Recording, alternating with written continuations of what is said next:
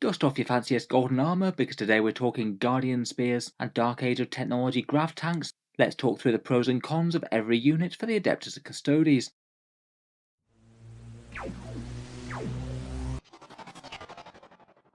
Hello and welcome back to Auspex Tactics, where today we're talking Custodians, and we're going to be shining a bit more golden light on the Emperor's Own Legion, taking a detailed look through the Codex, and talking about some of the positives and negatives of fielding each unit, and an overall strength score for each. Their Codex was initially really super strong when it first dropped, though since then Games Workshop have hit them with a few choice nerfs, particularly certain stratagems being reined in, and losing OBSEC on non-troops units were quite big for the army. Despite this though, the Custodians are still far from useless, and still have the tools to hold their own with some of the best. A few people have still managed some good tournament placings with them since Nephilim. In this video we're going to go through the entire Codex and all of their Forge World units, talk about a few positives and negatives of fielding each unit, a rough mark out of 10 for how strong I think they are, and I'll try and justify why I rank them where I have. Lots of fancy super soldiers to talk about, so let's jump straight in.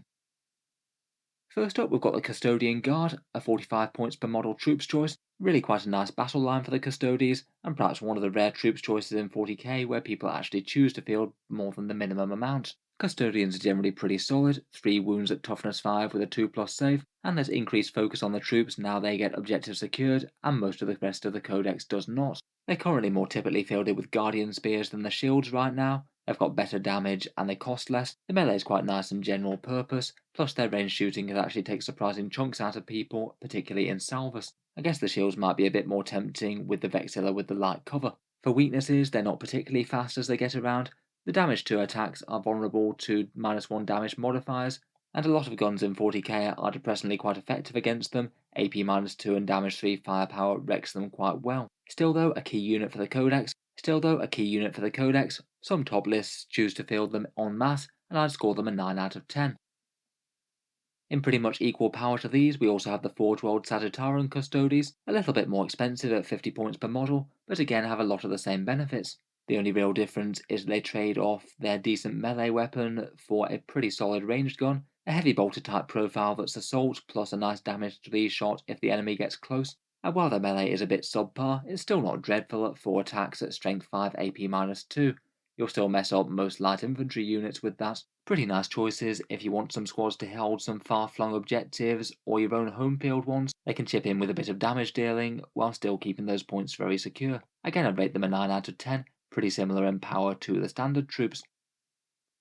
Otherwise, the third Custodian Guard option are the ones with the Adressite and Pyrothite spears, a troop's choice for 55 or 60 points per model depending on which spear. They are OBSEC with the same defensive profile, but in my mind they're a decent amount more than standard Custodian troops without giving you all that much. Compared with standard Custodians, it's essentially 10 points extra to trade their shooting for a damage 3 shot, or an extra 15 points for a melter shot, and I really don't think that that's worth it, giving up the already okay auric weapon shooting. Being the worst defense for the points really doesn't help, and also they don't even get the strength +2 spears, all of their spears are only strength +1. I'd rank them a 6 out of 10, really they just don't compete with the other two options in my opinion.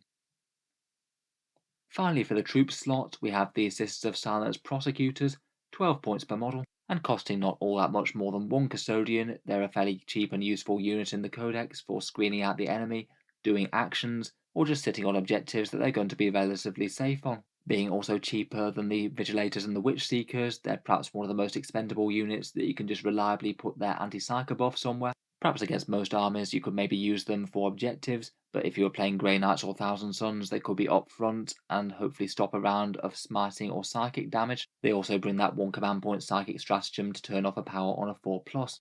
Finally, if you don't want that many troops they can fill a slot. In a battalion it would usually be 2 units of Custodian Guard and 1 unit of these. The main downside by far is their damage output, which just really doesn't do that much. With 10 bolter shots at close range, they're not going to do anything against anything but very light infantry. Still though, for all their utility, I think including a squad isn't the worst choice at all. Overall I'd rank them an 8 out of 10.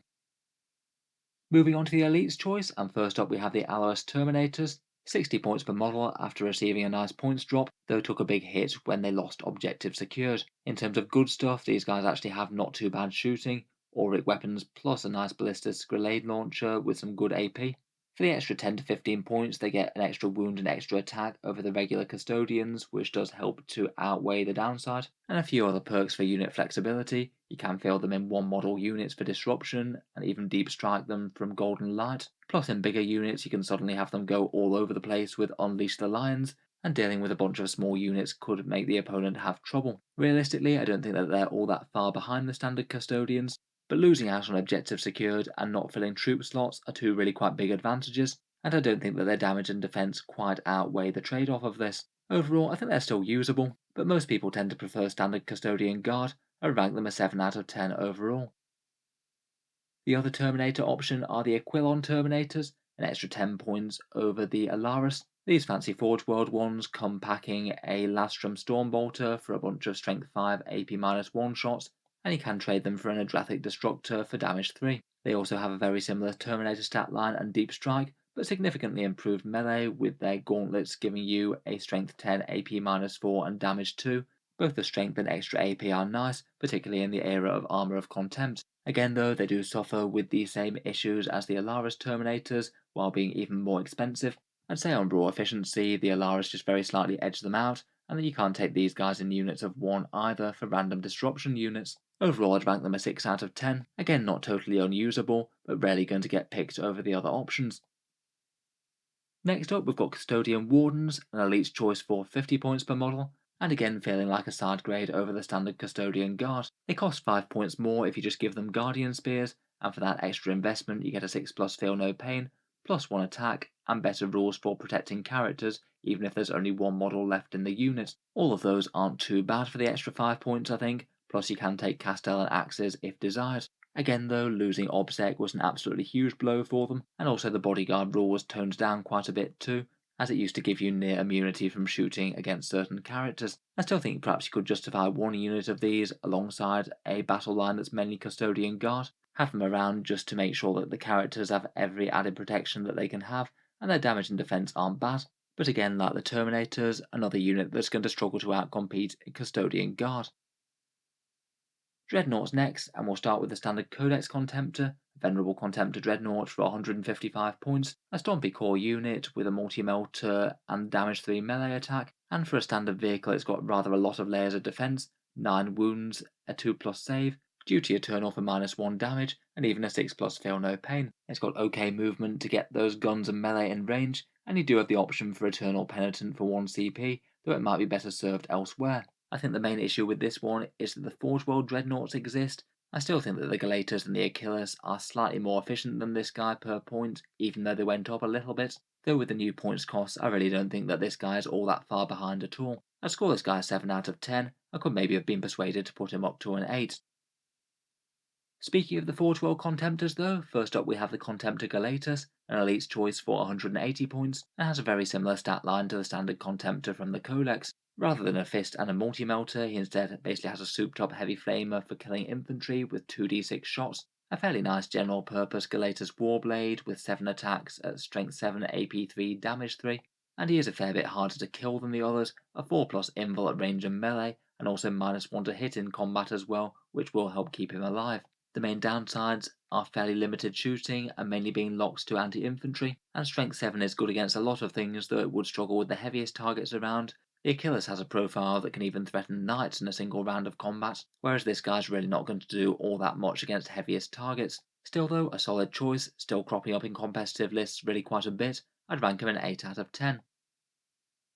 Finally we have the Contemptor Achilles, a scary dreadnought with a massive Guardian Spear, 170 points base, and really quite a cool looking dreadnought in my opinion. Again, it's a nice core unit for buffs, and has an absolutely huge melee damage with damage D3+3 on that blade, the same solid toughness profile, plus nice shooting as well, with 2 shots from the Dread Spear at strength 8 damage 3, and then a whole bunch of Lastrum Stormbolter fire, or upgrading to Adrathic Destructors. A pretty nice choice for Eternal Penitent for extra attacks and reroll charges, and I guess perhaps his biggest disadvantage is being a little bit more fragile for the points cost than the others. You don't have the additional durability of the Galatus, and he does cost a bit more than the standard Venerable. Still though, to my mind, he's probably the best of the three, still decently tough, can chip in nicely at range, and can scare the biggest targets around with that big melee. I've chosen to rank him a 9 out of 10.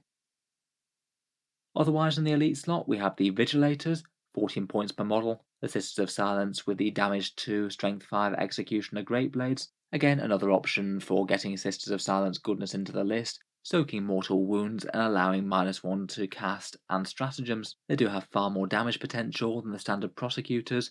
They can decently threaten elite infantry, though I must admit as an army, Custodes just really aren't lacking for AP -3 damage 2 attacks. At 70 points for a unit, they just really don't feel quite as disposable as standard Sisters of Silence. They don't fill troop slots, and might need a Rhino to give them a better chance of making a charge, and their damage output still isn't super great if they do. Overall, a unit that I'm just not super tempted to take. I've chosen to rank them a 5 out of 10 here. Maybe that's being a bit harsh, as you could see them as a 10-point upgrade over standard Sisters of Silence for some actual melee damage.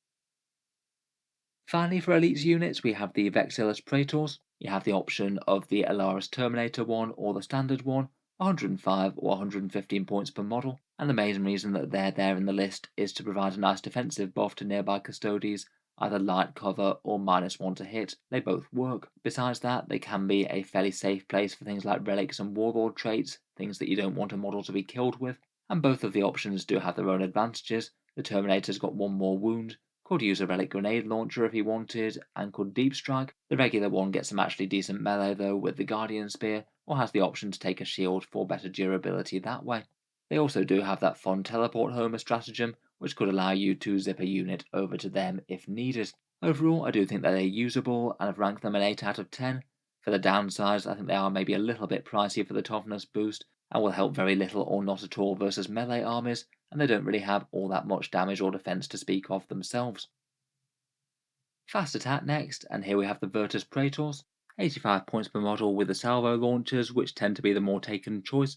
Massive damage D3+3 anti-tank punch, which is rare for the Custodes, and I feel like these are one of the standout units of the book. A very fast core unit, and have some good synergy with a fair few of the shield hosts. Emissaries Imperatus Into the Dark can line you up for first turn charges, and those salvo launchers really like the single reroll that the Emperor's Chosen get. When they hit home, they should be able to deal with most medium-sized units in a single charge, a whole bunch of damage 2 attacks with good AP and +1 to wound, and they do have a fairly decent defensive profile for how fast they are at 5 wounds, toughness 6, and a 2+ save.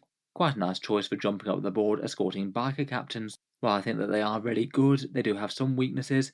Damage 2 can be a bit underwhelming, particularly against anything with damage -1. I'd say both their shooting and survivability can be a bit swingy. Salvo launchers will need 4 pluses to wound toughness 8 vehicles, and getting those wounds through or not is going to be a big deal. Plus, if the enemy turns anti-tank weapons on them, you can lose bikes fast if you roll badly for imballs. 1 failed save and a good roll on a damage D6 weapon and you've lost a big bike. Still though, a very strong unit, often make their way into the strongest lists. I'd rank them a 9 out of 10. Unfortunately, on the flip side, we have the Adeptus Custodians, the Forge World version of the jet bikes. They're a very similar unit, armed with the same interceptor lancers. They cost 10 points more, and I guess in theory they should be packing heavier firepower, but in reality per point they just don't. Despite costing more, they currently have fewer wounds than the Virtus Praetors, only 4 rather than 5. They've got the same melee but for higher cost, and arguably they've got worse shooting than the salvo launchers, I'd say. Their 95-point loadout, you only get a few anti-infantry shots, and their actual good shooting does require a big investment. For optimised lists, I just can't see why you want to take these over Virtus Praetors. Plus, interestingly, on Forge World, the money comparison just doesn't look great for them. They cost over triple the price money-wise compared with the standard bikes. Quite fun models, but they need a rules rewrite. For game purposes, I'd rank them a 4 out of 10, massively outshone.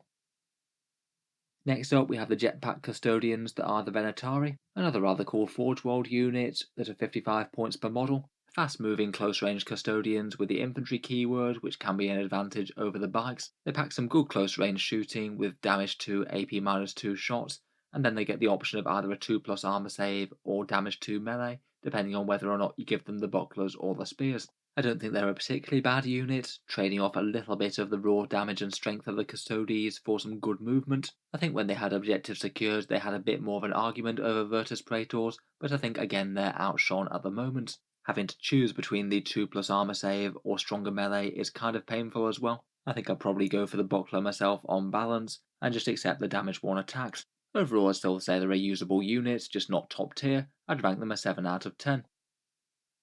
Moving on, we've got more sisters with the flamer wielding Witch Seekers, 14 points per model in the fast attack slot. And again, I do think they have some interesting advantages over the prosecutors, but people just tend not to use them as much just because they cost the extra 10 points on a unit that you generally want to be cheap and expendable. They certainly do have some good points though. Unlike the prosecutors, they do actually have some okay anti-infantry damage. Mass flamers that average you something like 17 strength 4 AP -1 hits, which isn't nothing. And for a cheaper screening type unit, their pre-game move is pretty handy. Could get them towards the centre of the board to do actions and things, or just screen optimally against heavy scary psychic armies. If they wanted to, they could also confer this pre-game move to a Rhino. On the downsides, they are fragile. Again, they don't fill troop slots like the prosecutors can, and I think it is their points cost that puts people off them. Overall, I'd rank them a 6 out of 10. I could have maybe been persuaded to put them up to a 7. Some okay rules on paper, but often just not taken for practical reasons. Finally, for the fast attack, we have the little fast moving Palace Grav attack, perhaps the Custodes equivalent of things like Space Marine land speeders. It's got a great movement at 16 inches, vehicles can be handy for certain secondaries like engage on all fronts, and its blaze cannon does hit on 2s and has a flexible profile that can hurt either infantry or vehicles.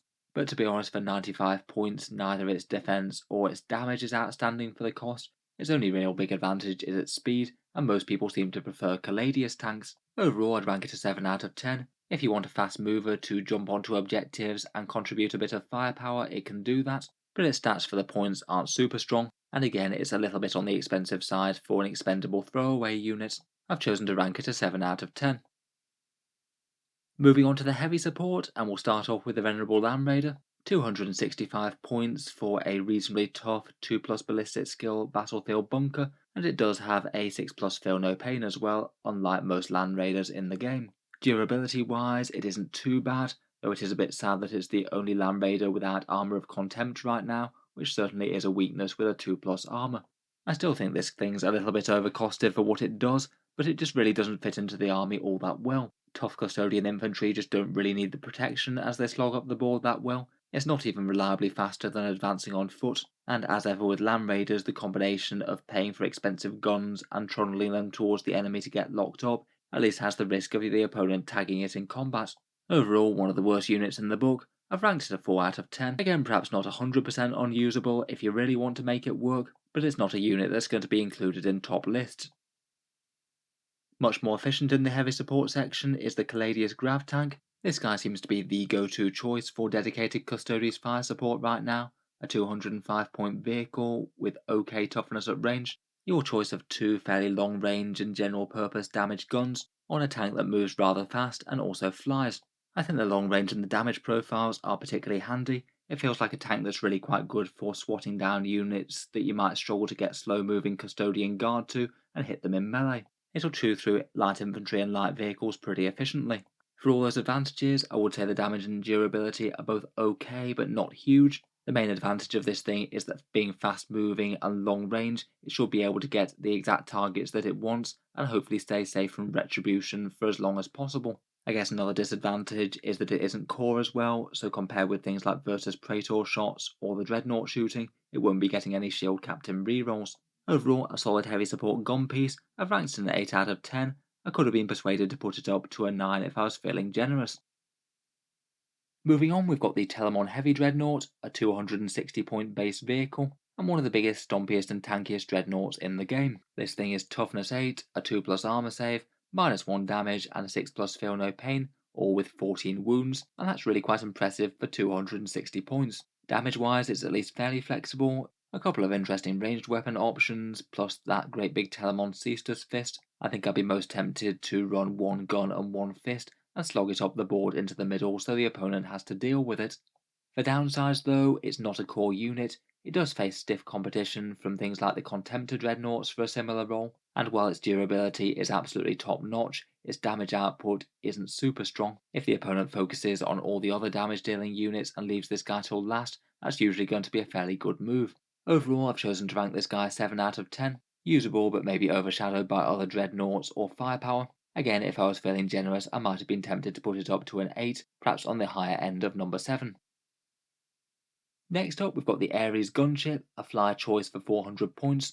Really quite a pricey flyer as they go, but one that's likely to give the opponent a headache with 22 wounds and toughness 8 plus -1 to hit. It's got some pretty scary guns on it, though the damage output isn't superb for 400 points. The main advantage is that it's got great movement, so you're going to be able to get that damage output onto the most important enemy units. As an added bonus, it does also have some area of effect bombs as well. If your opponent does castle up a bit, then they could actually be worth a fair bit of mortal wound damage.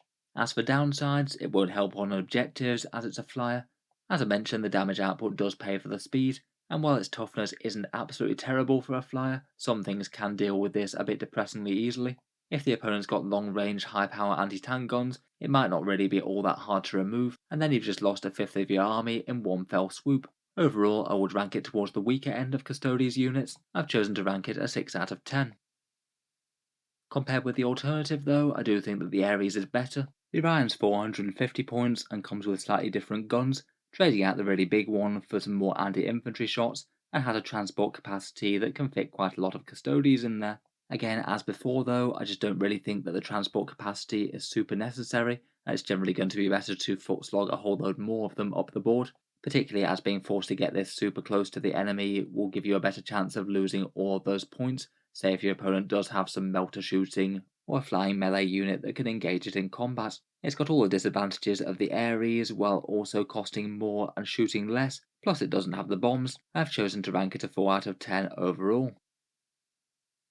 Moving on, we've got the Anathemas Arcana Rhino, a transport choice for 75 points base, a battlefield tacti that I guess is going to be best off with things like the Witch Seekers or the Vigilators, the one where you're spending some slightly higher points to actually get them some half decent damage. It's a Rhino, much the same as other places in 40k, cheap and okay toughness, though it doesn't get Armour of Contempt, but unfortunately I'd say that in Custodes it just isn't super relevant. The biggest issue is that while it can get the Vigilators and the Witch Seekers to the enemy closer, while they are actually still in the Rhino, they won't be able to use any of their psychic abilities, so it's often just going to make more sense to foot slog them up the board anyway, so they can use their anti-psyker and their stratagems. I think this might have a bit more place if either Witch Seekers or the Vigilators were super strong damage dealers, but they don't really outcompete the Custodes for that kind of role, and therefore the Psyker Rhino is going to be a bit on the niche side. If you want to make either of those two units work though, I think that it could be alright. I've chosen to rank it a 6 out of 10. The other transport is the Coronis Grav Carrier, 220 points, and actually okay toughness with toughness 8 and 18 wounds, and a good 14-inch movement. It does pack some shooting, though nowhere near as much as a Caladius with the blaze cannon and the bolt cannon, and it can get a squad of Custodes to the front lines and where they need to be. Again, I feel like I've said it quite a few times, but the transport rules just aren't super exciting. I think it might have been a bit more interesting if it had a rule, say, like the Primaris Impulsor to slingshot units onto objectives, and in general people prefer to have more units slogging up the board. Initially I gave this a 5 out of 10 ranking. I think in hindsight I might push it up to 6 out of 10 though. While transports just aren't super relevant, I must admit the raw numbers of this thing aren't actually all that bad.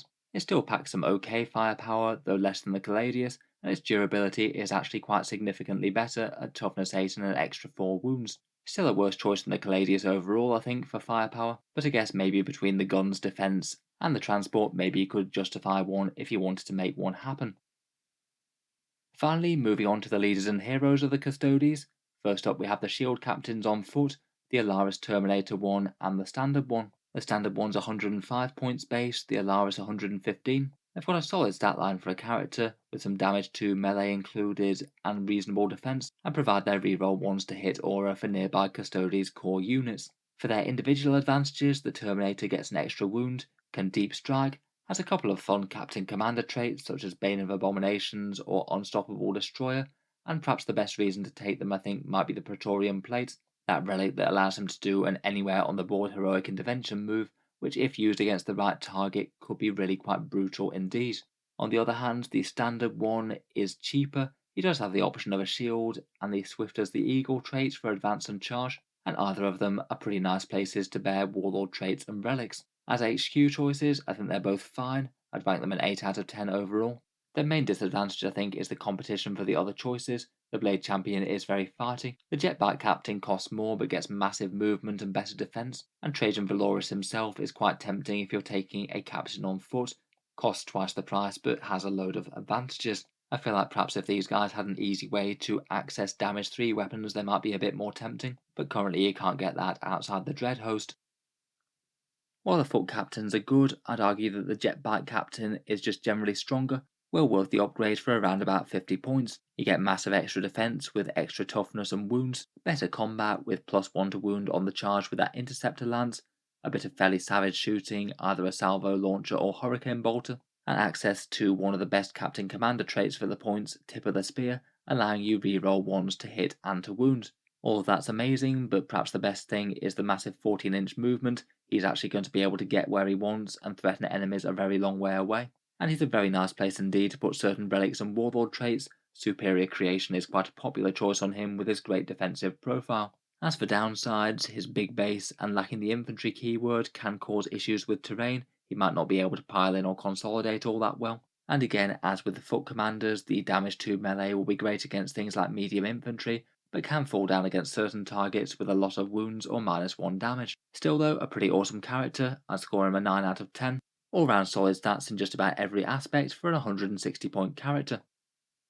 The Blade Champion is the newest entrant for the Custodes at 120 points, weirdly costing slightly more than a standard shield captain, even though I guess they're supposed to be his boss. He doesn't give you any reroll ones to hit in melee, but he does just have a great combat stat line for the cost, getting to choose a decent one against vehicles, infantry, or characters, all of which are pretty devastating against the right targets. It's also a bit harder to kill in melee with extra saves and harder to hit, and he comes baked in with champion heroic intervention rules and the ability to sort of lead Custodes into combat, giving them +1 to charge. For downsides, outside of melee, his defense is subpar for Custodes, only a 3+ save isn't great, and he really isn't that much of a synergy piece, more of a counter-charge threat lurking inside the ranks. He does seem to make occasional appearances in competitive lists though. I'd rank him an 8 out of 10 overall, maybe slightly on the lower side, usable as a lurking melee threat who can potentially help protect your units from combat with his good heroic intervention range.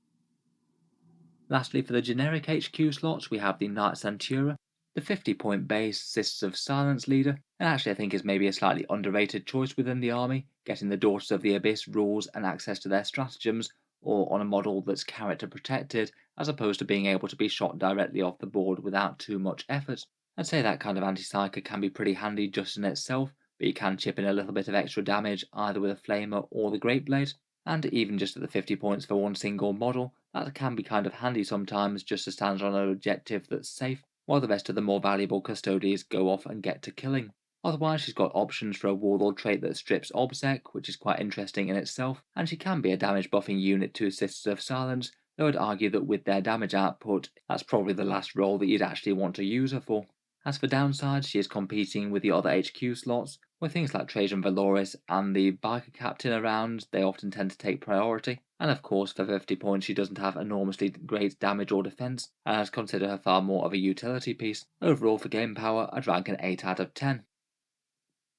Lastly, let's get into special characters, and first up we have Mr. Trajan Valoris himself, High Lord of Terror for 200 points. Kind of hilarious that they put him up 40 points from 160, and is still included in a whole bunch of competitive lists just because of how many crazy advantages his datasheet has over standard captains. His melee is pretty brutal with 6 attacks at strength 10 and damage 3, he gets to reroll hits on that as well. His defense is solid with 8 wounds and a 5+ feel no pain. By including him as your warlord, he gives you 1 command point, very handy in Nephilim, and he also regenerates them when you spend them on a 5+. His Moment Shackle is guaranteed to be useful, one of 3 powerful combat effects. He grants rerolls 1 to hit and wound in his aura, so he does give the Custodes some pretty meaningful damage enhancements. As if that weren't all enough, he can also heroic intervene 6 inches and mess around with your Martial Qatar order.